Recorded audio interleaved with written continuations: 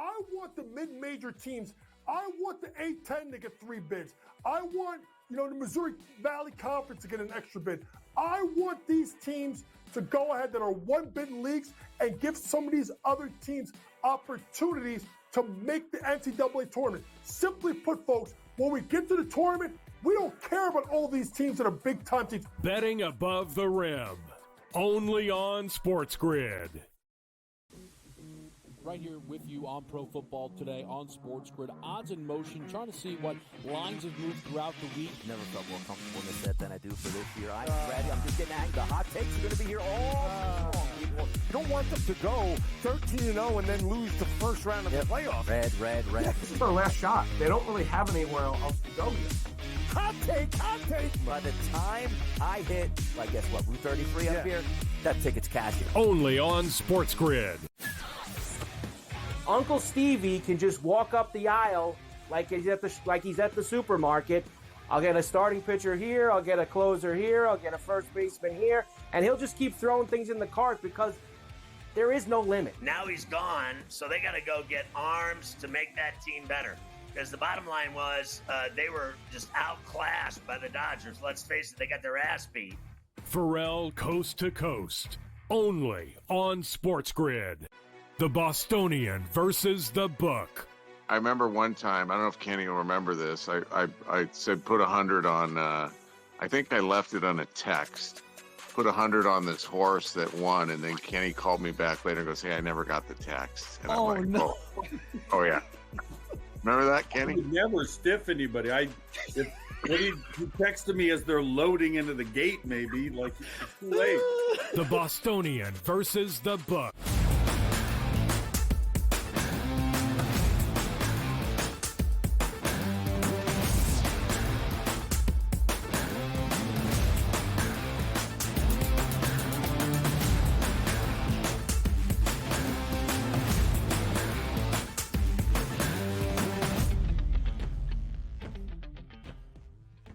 Hello and welcome to a Football Friday live right here on the early line on SportsGrid and all across the SportsGrid network. That includes sportsgrid.com/watch, where you can find your favorite destination and consume everything all across the grid. He is Joe Ranieri. I am Ben Stevens. We are here together for the next 3 hours up until 11 a.m. Eastern Time. A Football Friday to set the stage for week number 15 around the National Football League. We are firmly in the final month of this National Football League regular season that began last night in Santa Clara on a Thursday night. An ugly game where scoring was at a premium. We'll discuss the NFC West duel between the Rams and the 49ers in just a matter of moments. We'll preview the entirety of a full Sunday slate. Bye weeks are a thing of the past in the National Football League. Every team in action in week number 15. We've got the Army-Navy game on Saturday as well. A Heisman Trophy ceremony to get you set for, and NBA Cup semifinals Saturday, as well as we'll take a small break from a Football Friday a little bit later on in the show. Joe, so much to cover over these 3 hours live right here on the early line. Yeah, it's going to be a great weekend. I have a feeling here, Ben, especially in the NFL, where teams with nothing to play for usually make you the most money.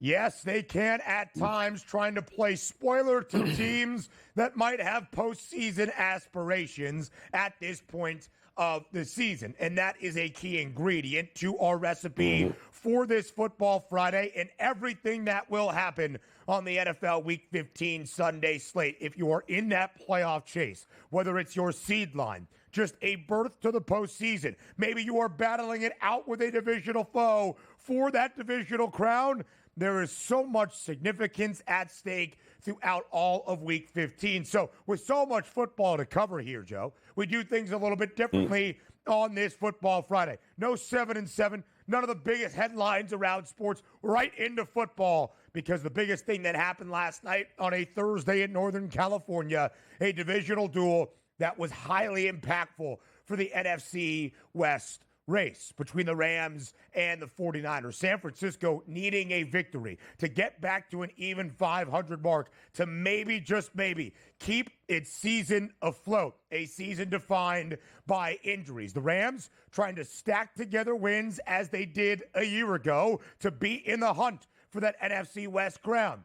And Joe, here's the fascinating thing about football. In a span of about 5 days, the Rams went from playing the highest scoring game in the National Football League this season, last Sunday at home against Buffalo, 44-42, a combined 86 total points, to the first football game of this season without a single touchdown recorded by either two teams.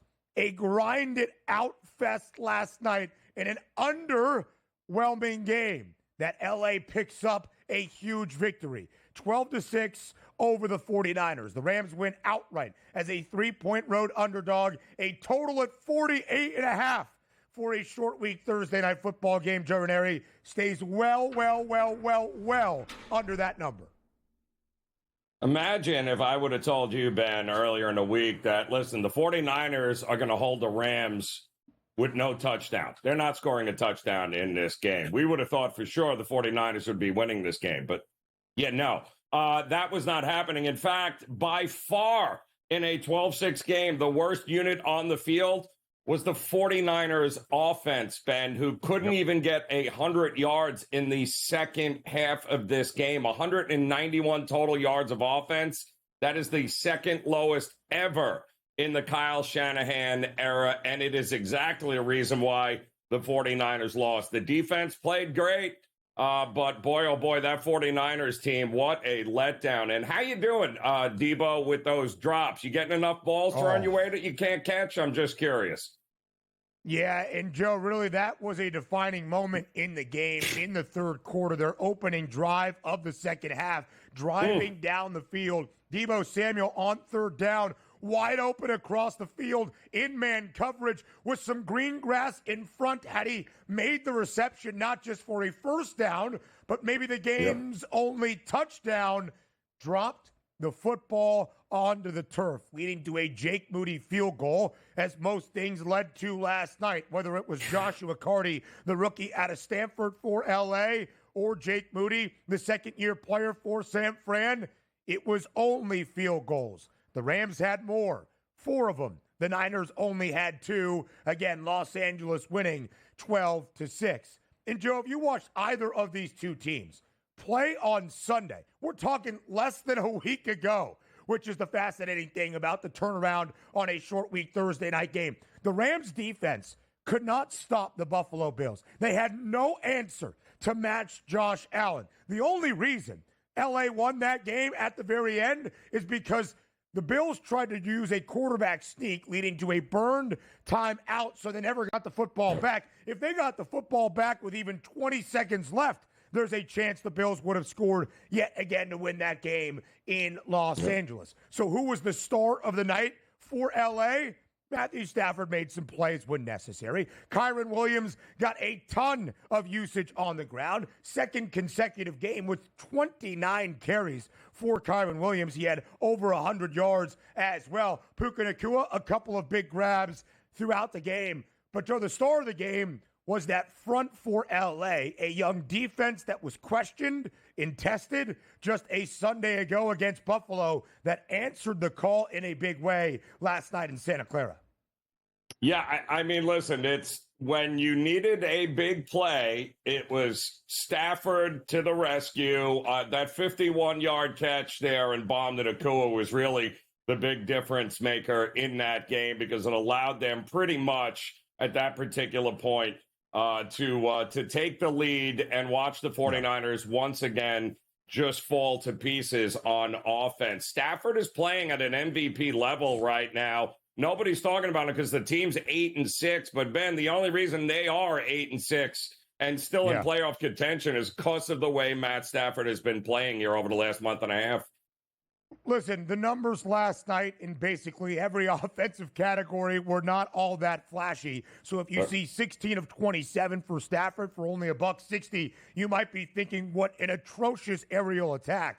Well, with the heavy rain late in the opening half that subsided into the second two quarters, it was Matthew Stafford making poised throw after poised throw to deliver the Rams a victory. They don't care if last week had 86 points and this week only had 18 combined. They won both games. We often say, Joe, what is the test of a championship team? They find a variety of ways to win a football game, and Los Angeles has done just that. A 1-4 start to this season when everybody was injured for the Rams early. They have now won 7 of their last 9,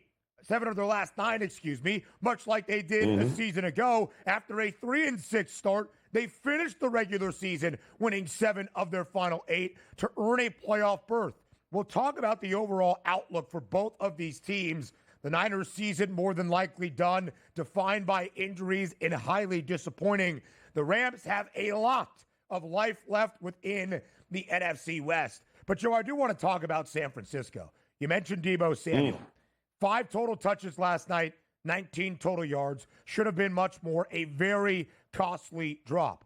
Brock Purdy, 14 of 31, 142 yards. Another good possession out of the 49ers midway through the fourth quarter resulted in a Brock Purdy interception by Darius Williams for LA in the end zone. That was the final blow as the Rams went on a very, very long drive to ice the game away with a field goal. There are questions for this Kyle Shanahan-led team offensively, despite the numerous injuries that there have not been really in his decade in San Francisco. We'll talk about all of that next for the 49ers and the Rams' outlook, trying to win a division next.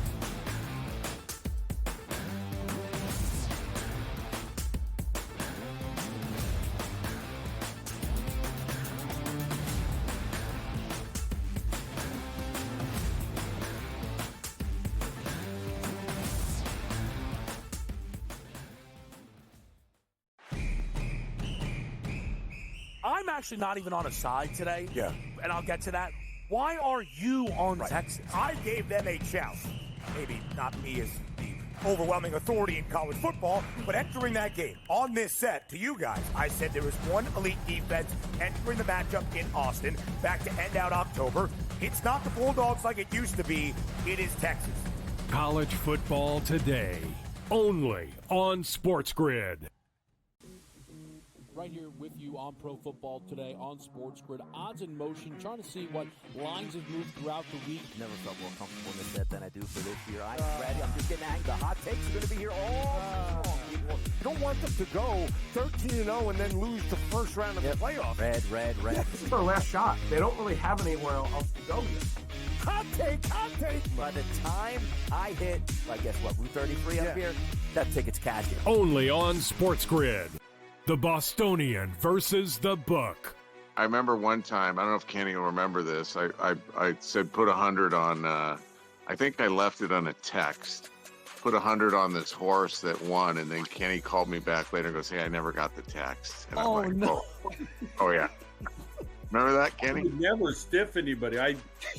He texted me as they're loading into the gate, maybe. Like, it's too late. The Bostonian versus the Book.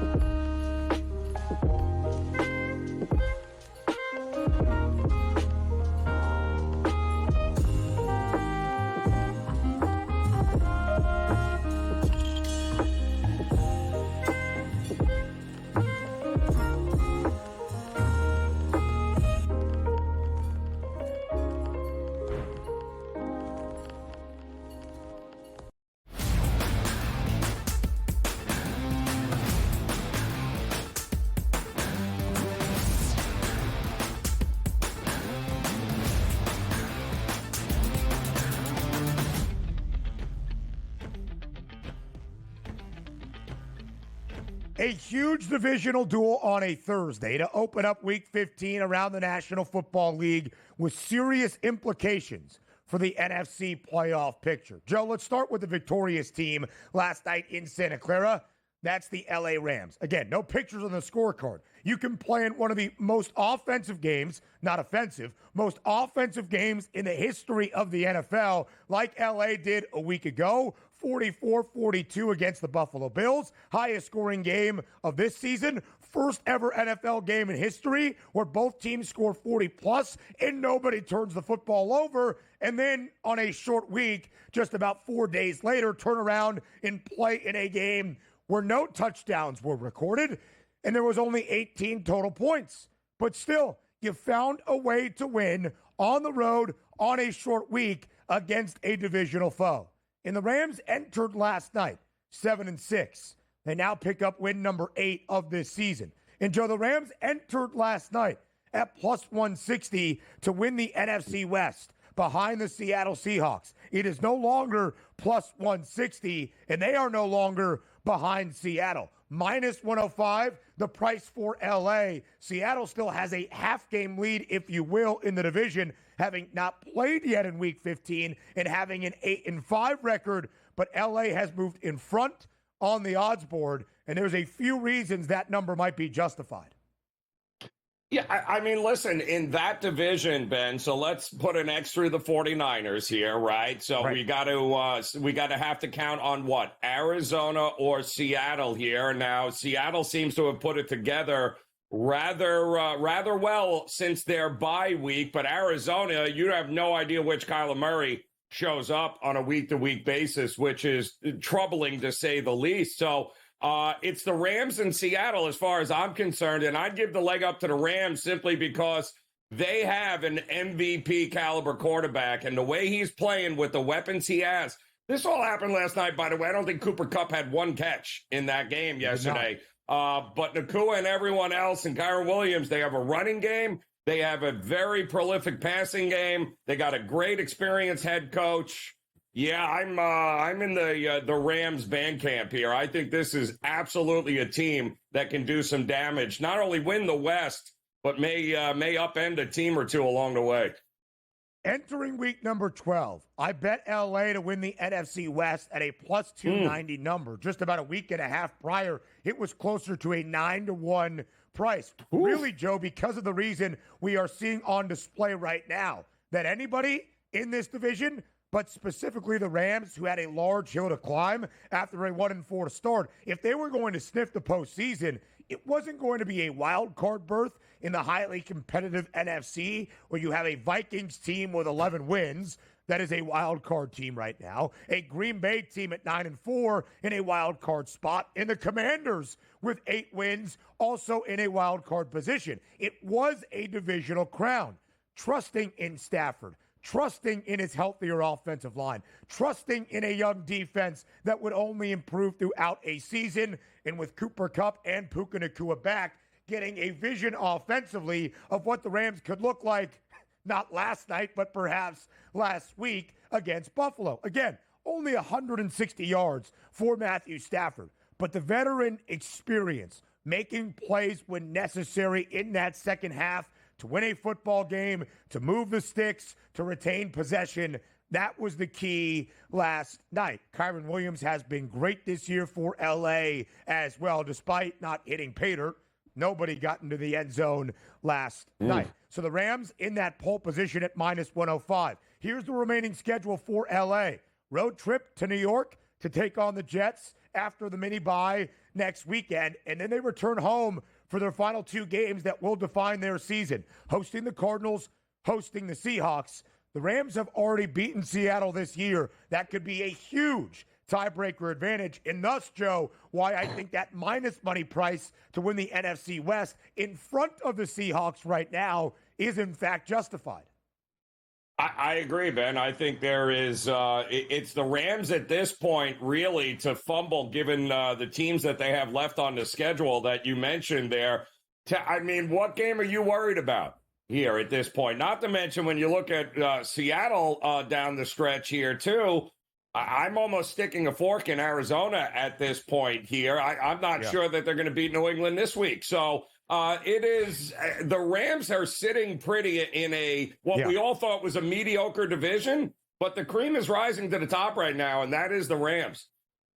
And the Rams are 3-1 in the NFC West. Their only loss against a divisional foe way back in week number 2 in the desert against the Cardinals. Joe, like you, I kind of think New England is live this week as nearly a touchdown underdog out there in Glendale against the Cards. Seattle will play on Sunday night at home and yet booked as a home underdog in front of the 12s against the Green Bay Packers. We'll get to the Sunday slate in just a moment. Joe, you said it to start this segment. You can put an X through the San Francisco 49ers. A wildly disappointing season for a team that had reached the NFC Championship game 4 of the previous 5 years, playing in a Super Bowl twice in that 5-year span as well. And from the odds makers' perspective, was really expected to be there once again in 2024. The very short favorites entering this NFL campaign to win the NFC. They were close to a $2 minus money favorite to win this division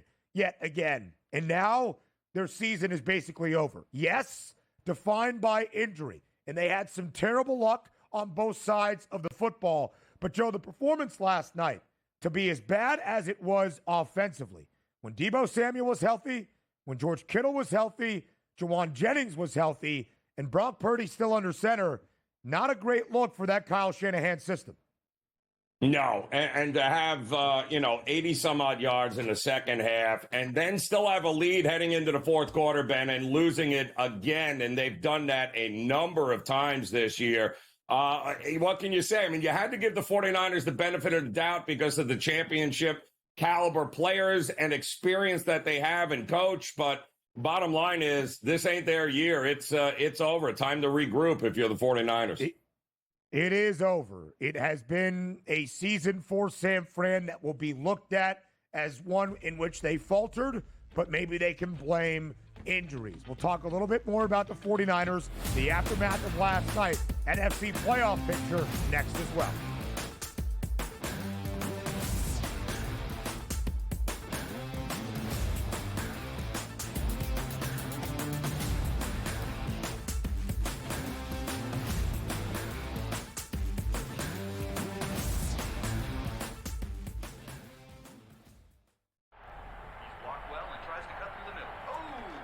Your gut says Miami is going to win, and you should take the over.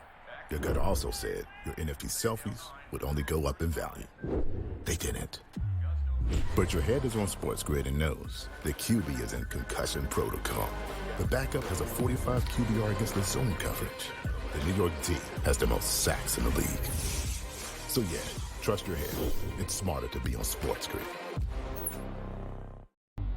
The two guys that can do it all. Too much electricity this morning. This is a good time. We're having a lot of fun. I had to do a triple take. Ka-ching! Why? Because of parity. I didn't mean to offend. Yeah, it's not going to happen. Load management is a dirty word. Let him rip. You know what? Circumstances provide the results. What? How do you do this once? Oh, Donnie, you got such a good show there. A network that is booming. The Early Line, only on SportsGrid. The sharpest football contest show in the land, the Las Vegas Football Contest Show, focuses on Circus Sports Million, Circus Survivor, and the Westgate Super Contest, handicapping the games and releasing our contest picks every week of the season.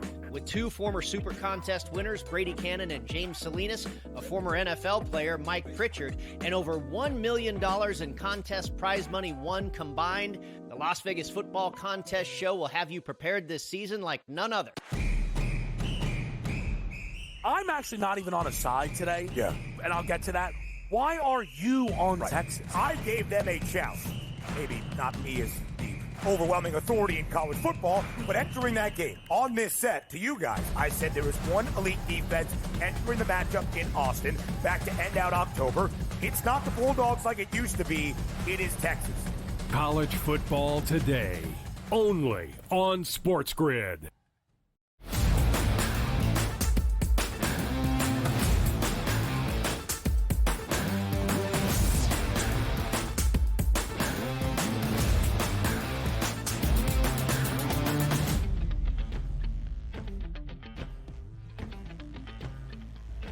The NFC playoff picture after a Thursday night divisional duel within the NFC West that will have ramifications, Joe, not just on that divisional title race, but really how the rest of the NFC looks and feels depending on who wins this division and maybe hosts a playoff game that opening weekend of the postseason. So the Rams are now really in a great spot to claim the divisional crown, but at this moment, it is still Seattle. Before we get there, I do want to make one final point on the 49ers. Joe, a season that has been lost, and that was kind of encapsulated last night if you were watching the game broadcast or perhaps you were not.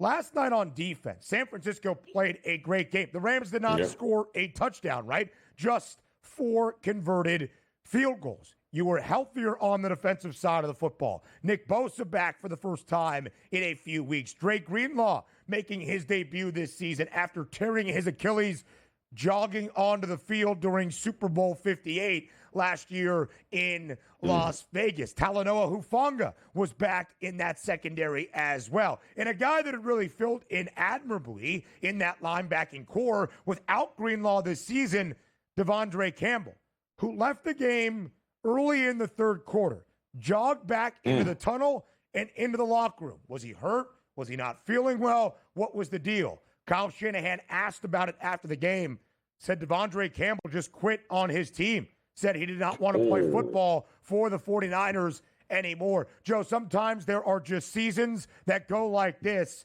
and the 49ers were not pleased, let's call it that, with Devondre Campbell last night. But again, it's kind of indicative of what this season has been. Overwhelmingly frustrating and highly disappointing for the 49ers. Yeah, I mean, on every level here, Ben. I mean, there are, you watch football long enough, this is going to happen. It happens to everybody, and it happens to every even great organization. There are going to be years where everything stacks up against you. Now, the truly greats work through it with what they have, and they buy enough time to get healthy and make a run, which is what all of us really, Ben, have been waiting for with the 49ers. They deserve the benefit of the doubt. But at this particular point, with the names that you mentioned that were available to them last night in a must-win situation at home, it's not in the cards for the 49ers this year. And it sounds like they got a lot of other issues going on in that locker room besides just injuries that are piling up. And, Joe, that will be a huge component of this NFC playoff picture. Because entering the year, we would have expected San Francisco rather comfortably to win the NFC West and host a playoff game. In fact, entering the year, it was the 49ers as a very short favorite to win the NFC. It was the Niners as the favorites to be the number 1 overall seed and thus kind of dictate how the NFC would play out once we reach the postseason. Of course, that is not the case anymore. Your 4 divisional leaders at this moment. The Lions in the top spot. The Eagles only a game back. The Seahawks currently in first place in the NFC West at 8-5 with a half-game lead over LA, but the Rams are a slight favorite to win the division now. The Bucks, the favorites once again, and in the top spot of the NFC South. Yeah, getting real interesting, isn't it now, Ben? These last couple of weeks here, it's put up or shut up time in the NFL, and with a lot of, and I don't know what you call it, Ben. I mean, you want to call it parity. It's even worse in the wild card spot for the AFC. But in the NFC, we're getting a whole lot of teams that there's not going to be a whole lot separating them here. So, to win a division, if you're the Bucks at barely 500 or maybe, just under 500, that's a possibility here. We thought that with the NFC West. But it looks like the NFC West, whoever wins that division, is going to end up winning it, playing their best football down the stretch of the season, whether it's the Rams or the Seahawks.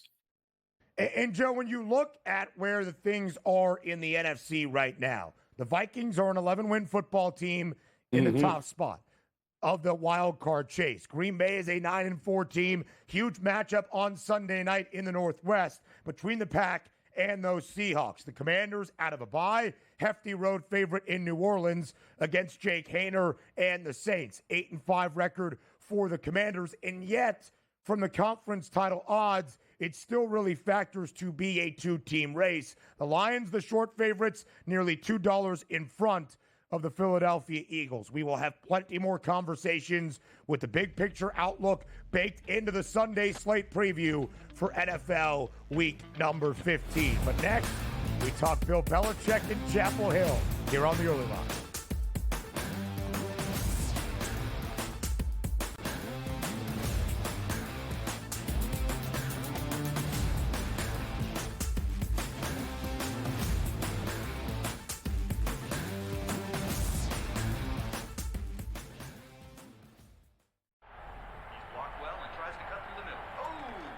Your gut says Miami is going to win, and you should take the over.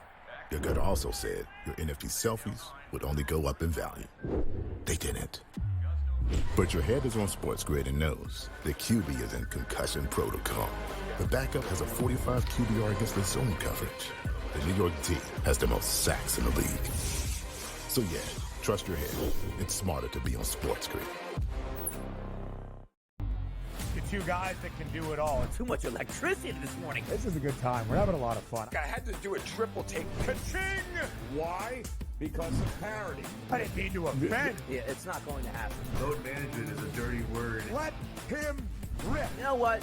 Circumstances provide the results. What? How do you do this once? Oh, Donnie, you've got such a good show there. A network that is booming. The Early Line, only on SportsGrid. The sharpest football contest show in the land, the Las Vegas Football Contest Show, focuses on Circus Sports Million, Circus Survivor, and the Westgate Super Contest, handicapping the games and releasing our contest picks every week of the season. With two former Super Contest winners, Brady Cannon and James Salinas, a former NFL player, Mike Pritchard, and over $1 million in contest prize money won combined, the Las Vegas Football Contest Show will have you prepared this season like none other. I'm actually not even on a side today. Yeah. And I'll get to that. Why are you on Texas? I gave them a chance. Maybe not me as the overwhelming authority in college football, but entering that game on this set to you guys, I said there was one elite defense entering the matchup in Austin back to end out October. It's not the Bulldogs like it used to be. It is Texas. College football today, only on SportsGrid.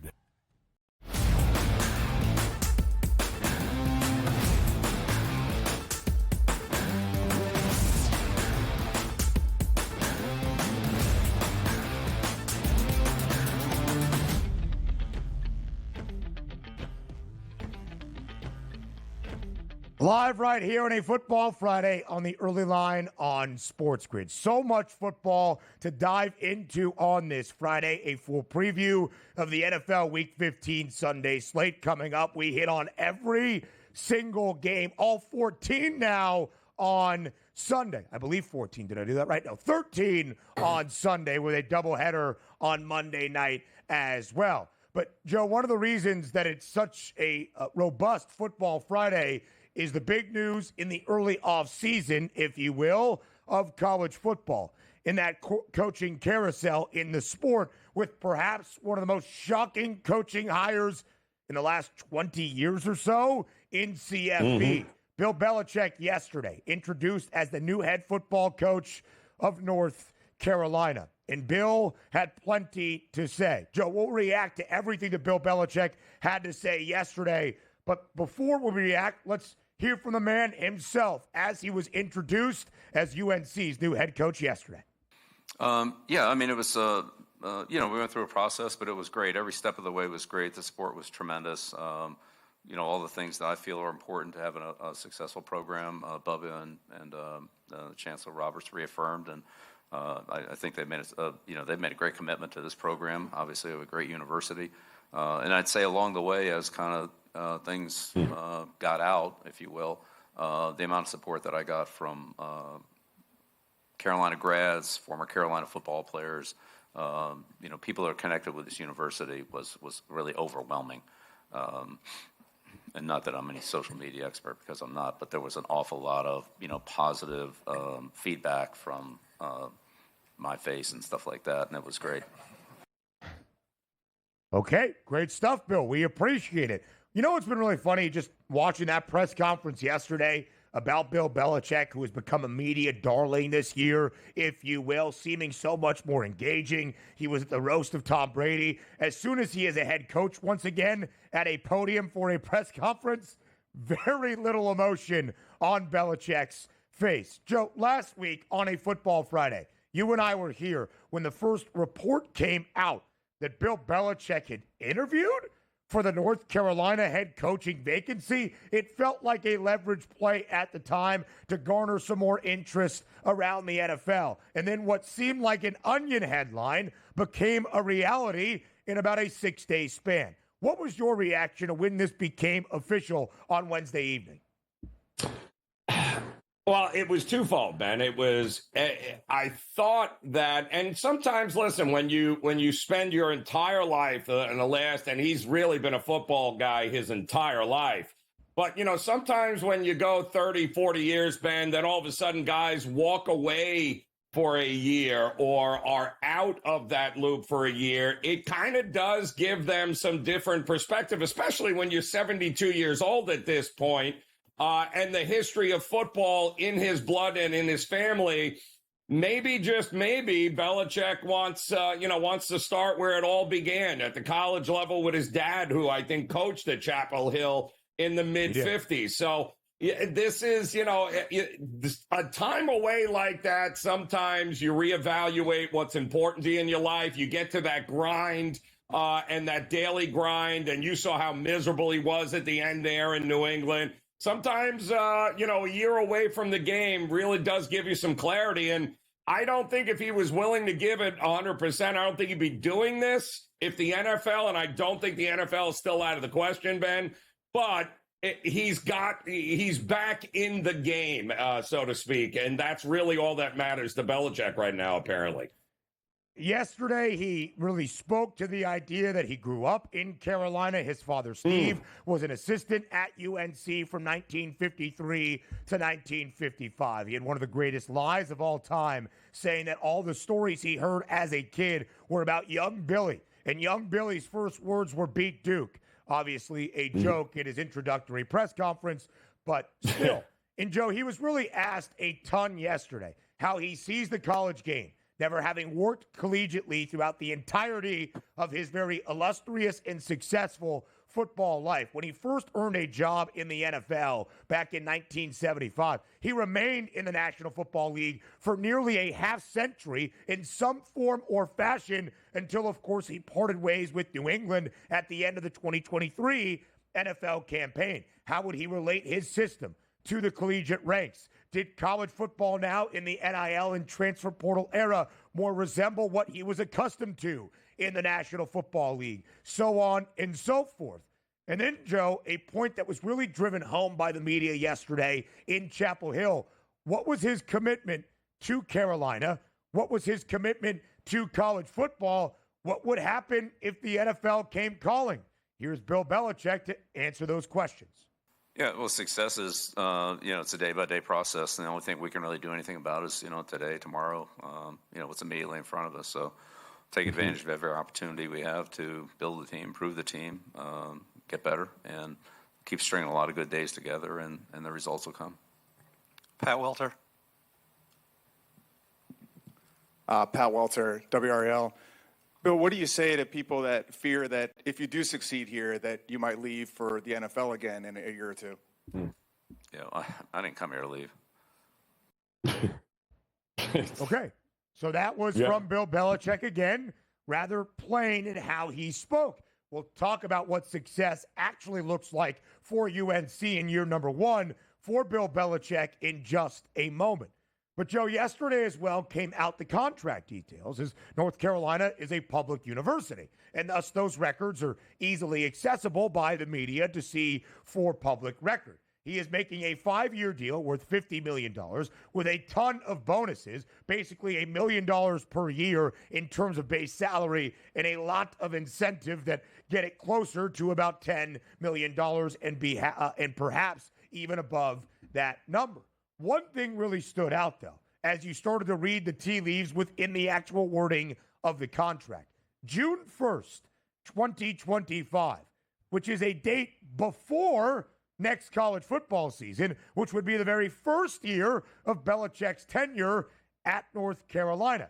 Before June 1st, 2025, if he were to leave or were to be fired for whatever reason, his buyout would be $10 million.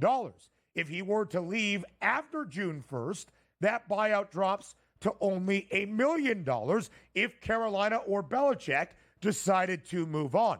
Joe, this is not June 1st of 2 summers from now, after the 2025 season and Belichick's first in Chapel Hill. This is this summer before perhaps he has even coached a game at UNC. It was rather alarming for some that were like, well, that's very different than the idea of, quote, I didn't come here to leave, end quote. Yeah, well, it's, the details and the fine print tell you a lot here, Ben, right? Because basically he can terminate this contract as well without cause. It would just cost him $10 million if he wanted to be part of this NFL hiring cycle. It'll cost him $1 million to walk away without cause if he wants next year's NFL hiring cycle to be part of the situation. So that is what they call an exit strategy, Ben, and he's got it written into that contract for him to return to the NFL. Yes, he does. Maybe he gets his staff in place, brings over his son, Steve, to be the defensive coordinator. After spring ball, he goes, you know what? I'm just not made for the college game here on Tobacco Road. I'm going to leave. Steve Belichick, the new head coach of the North Carolina Tar Heels. Here, by the way, is the odds expectation for Bill in perhaps his first year as the Heels head coach. 7.5 is the win total. The under had much more juice yesterday at -152. People starting to buy into the idea that Bill Belichick will be successful from the very start. And Joe, I do think that is sound, because it's not like Carolina won 2 games last year. In the 6 years under Mac Brown, they at bare minimum reached bowl eligibility, 6 wins, all 6 seasons. We start our NFL Week 15 Sunday slate preview next.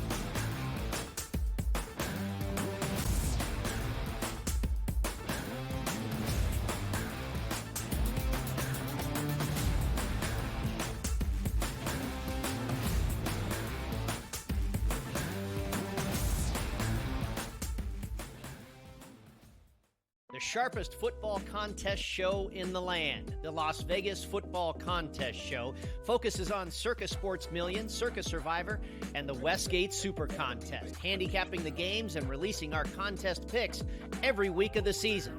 With 2 former Super Contest winners, Brady Cannon and James Salinas, a former NFL player, Mike Pritchard, and over $1 million in contest prize money won combined, the Las Vegas Football Contest Show will have you prepared this season like none other. Uncle Stevie can just walk up the aisle like he's at the supermarket. I'll get a starting pitcher here, I'll get a closer here, I'll get a first baseman here, and he'll just keep throwing things in the cart because there is no limit. Now he's gone, so they got to go get arms to make that team better. Because the bottom line was they were just outclassed by the Dodgers. Let's face it, they got their ass beat. Pharrell Coast to Coast, only on SportsGrid. I'm actually not even on a side today. Yeah. And I'll get to that. Why are you on Texas? I gave them a challenge. Maybe not me as the overwhelming authority in college football, but entering that game on this set to you guys, I said there was one elite defense entering the matchup in Austin back to end out October. It's not the Bulldogs like it used to be. It is Texas. College football today, only on SportsGrid. The 2 guys that can do it all. Too much electricity this morning. This is a good time. We're having a lot of fun. I had to do a triple take. Ka-ching! Why? Because of parity. I didn't mean to offend. Yeah, it's not going to happen. Load management is a dirty word. Let him rip. You know what? Circumstances provide the results. What? How do you do this one? Oh, Donnie, you got such a good show there. A network that is booming. The Early Line, only on SportsGrid.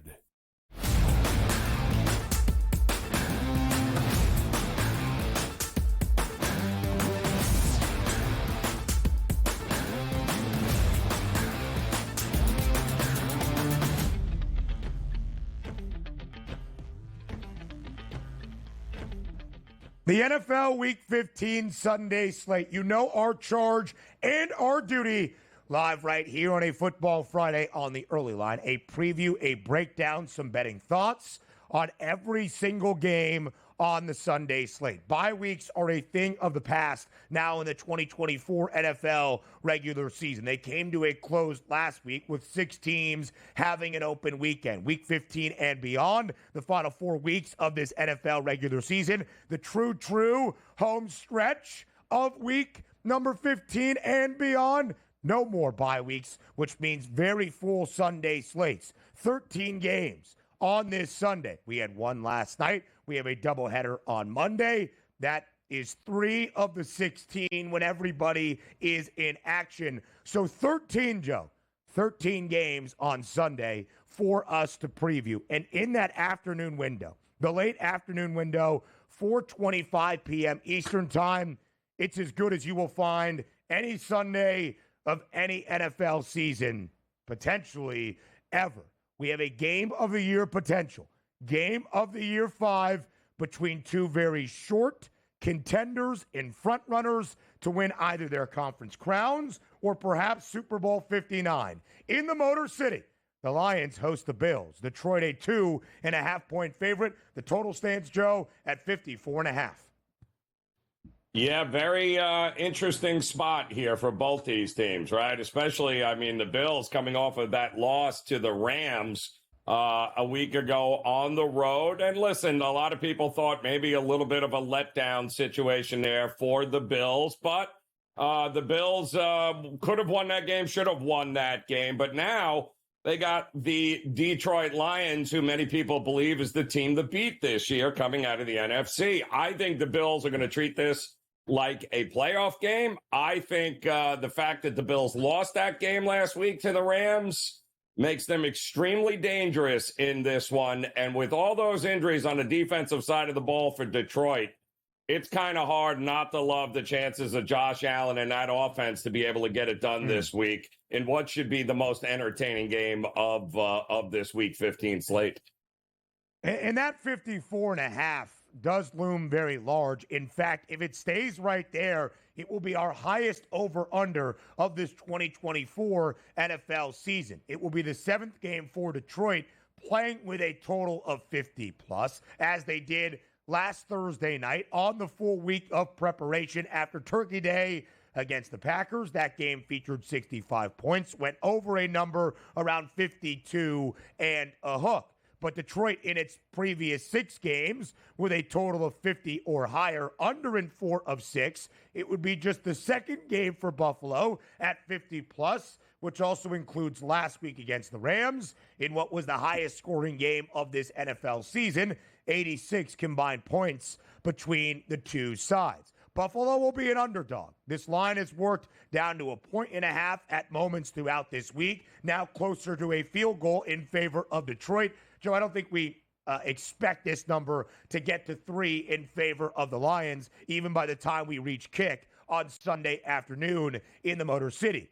But I will say this, Buffalo has been an underdog 3 times this year. They are both 1-2 straight up and against the spread. A game week 2, short week Thursday night game against Miami that the Bills won to South Florida, booked as an underdog, and won that game outright. Of course, it was where Tua Tagovailoa was injured in the 3rd quarter. But the Bills were booked as an underdog 2 more times immediately after that against Baltimore and Houston. Lost both of those games outright, did not cover.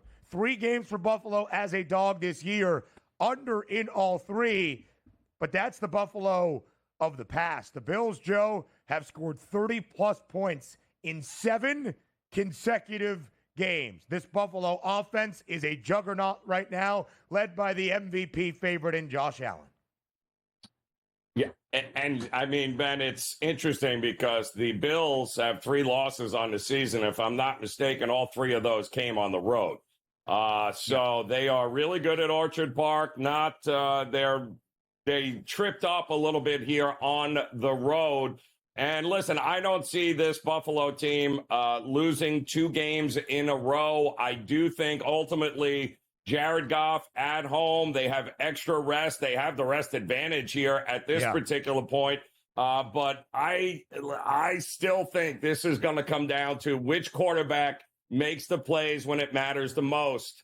And on any given Sunday, Ben, my money would be on Josh Allen at this point and not Jared Goff. And I think ultimately that's what it's going to come down to.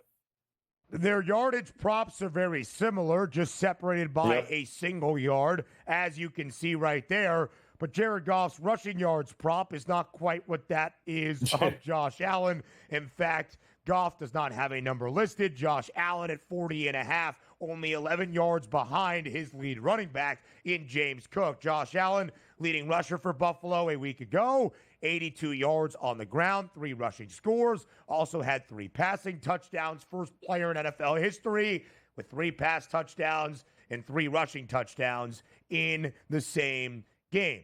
Joe, what's really interesting about this one as well is those defensive woes for Detroit, but some good news because of the additional rest. Aleem McNeil has been a full participant at practice despite still being in the concussion protocol this week. Josh Paschal has been out there at practice as well for Detroit's defense because, Joe, without the defense at full strength, especially in the second half last week against Green Bay, you saw some of the issues. Green Bay scored 24 points in the second to make that a game in the Motor City on Thursday night.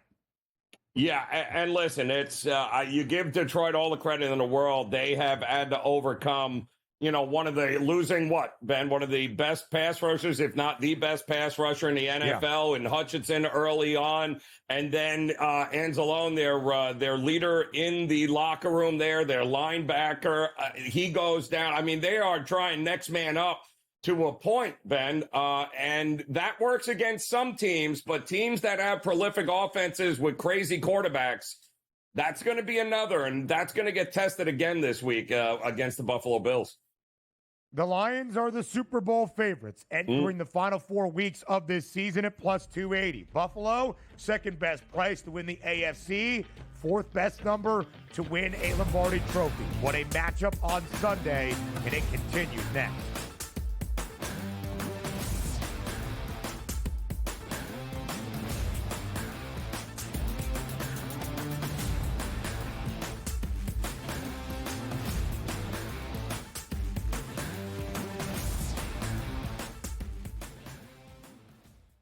The sharpest football contest show in the land. The Las Vegas Football Contest Show focuses on Circa Sports Million, Circa Survivor, and the Westgate Super Contest, handicapping the games and releasing our contest picks every week of the season.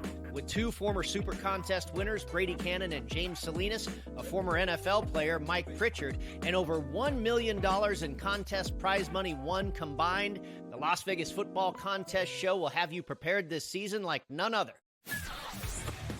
Uncle Stevie can just walk up the aisle like he's at the supermarket. I'll get a starting pitcher here, I'll get a closer here, I'll get a first baseman here, and he'll just keep throwing things in the cart because there is no limit. Now he's gone, so they got to go get arms to make that team better. Because the bottom line was they were just outclassed by the Dodgers. Let's face it, they got their ass beat. Pharrell Coast to Coast, only on SportsGrid. I'm actually not even on a side today. Yeah. And I'll get to that.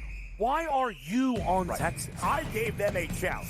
Maybe not me as the overwhelming authority in college football, but entering that game on this set to you guys, I said there was one elite defense entering the matchup in Austin back to end out October. It's not the Bulldogs like it used to be. It is Texas. College football today, only on SportsGrid. The 2 guys that can do it all. Too much electricity this morning. This is a good time. We're having a lot of fun. I had to do a triple take. Ka-ching! Why? Because of parity. I didn't mean to offend. Yeah, it's not going to happen. Load management is a dirty word. Let him rip. You know what? Circumstances provide the results. What? How do you do this once? Oh, Donnie, you got such a good show there. A network that is booming. The Early Line, only on SportsGrid.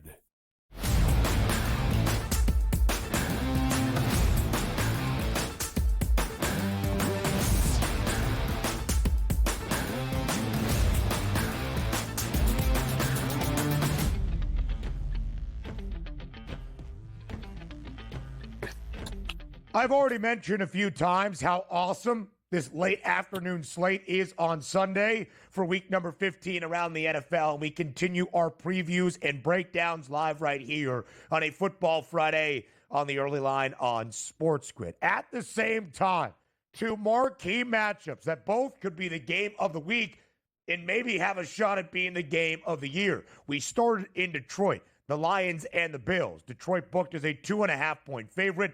54.5 is the total. How about the in-state showdown in the Commonwealth in Philadelphia? The Eagles play host to the Steelers, two teams atop their divisions, two teams that both have at least 10 wins this season. But a 5.5-point spread in favor of Philly and a much lower total than what we are expecting to see in the Motor City. 42.5 is the number between the Birds and the Steelers. Joe, we know how good Pittsburgh is as an underdog. A perfect 5-0 outright this season booked as a dog. Philly is on a 9-game heater, a win streak, but maybe with some internal conflict within that locker room. How do you break down this interconference and yet in-state showdown between Pittsburgh and Philadelphia? Well, I mean, listen, Philadelphia coming off the bye, not without drama, on a 9-game winning streak, which is so typical of Nick Sirianni and the Eagles. I can't even begin to tell you here. A disgruntled wide receiver. And again, stop me if you've heard this before here, Ben, because it feels like it's rinse and repeat. We mentioned it during the week, right? As long as the Eagles keep winning games, they'll be just fine. The problem is, this number is very strange to a lot of people because of the history of the Pittsburgh Steelers on the road as an underdog. Now, usually when we're talking about the Steelers and Tomlin as an underdog on the road, it's usually 2.5, maybe a field goal. I mean, 5.5 points on the road for the Steelers. It's almost as if the books are daring you to take the Pittsburgh Steelers, which is worrisome to me here, Ben. Listen, I think if Philadelphia plays its typical game in what they have done, they will choke out Pittsburgh because they'll make Russell Wilson be one-dimensional in the second half without, by the way, is Pickens ready to go with that hamstring? Without having that deep threat? You make Russell Wilson one-dimensional, and we know what happens there. They're not going to be able to run. Neither team, I think, is going to be to run all that much in this game. All things being equal here, I think Philadelphia is the rightful favorite. And if they win, Ben, I think they win by way more than the 5.5 points they're asking you to lay. Joe, to your point, it feels as though the number is telling you just that. Philadelphia has covered in 6 of their 9 victories on this win streak. Not last week against Carolina because of how dominant the Birds defense has been the last 2+ months as they have really kind of ingratiated themselves to Vic Fangio's system. They have gone under in 6 of 9 wins as well. But in 6 of 7 starts that Russell Wilson has made for the Steelers, Pittsburgh has played to the over. Not your grandfather's Pittsburgh Steelers offense as of late. So, Joe, let me ask you about that 42.5. Does it feel light? Does it feel correct? If the Eagles do what the odds makers expect and win comfortably at home on Sunday, does that favor the under of 42 and a hook? Yes, it does, because I think Pittsburgh is going to find it difficult to hit pay dirt here. I mean, I think there are too many weapons right now for Philadelphia with extra rest and an opportunity to make a statement here. I think there's just far too many weapons against this Pittsburgh defense. There's not that many weapons. I mean, Najee's been great. Warren has been great. Russ has been great, but no Pickens playing from behind would worry me here in Pittsburgh. Yeah, it will be a little bit worrisome. And George Pickens, by the way, listed as doubtful. It's what Mike Tomlin told us earlier this week. Russell Wilson's number, 197.5, below 200. Joe, what's really fascinating about this game as well is that Philly aerial attack. 3 consecutive, despite winning all 3, that Jalen Hurts has thrown for fewer than 180 yards. and there has been some conversation, some drama this week perhaps between Hurts, the quarterback, and his number one wideout in A.J. Brown. The odds makers know it too in terms of the narrative. 80.5 against a Pittsburgh Steelers defense that does allow some pass yardage, just so you know. We'll talk more about Brown later. Hour number 2 up next.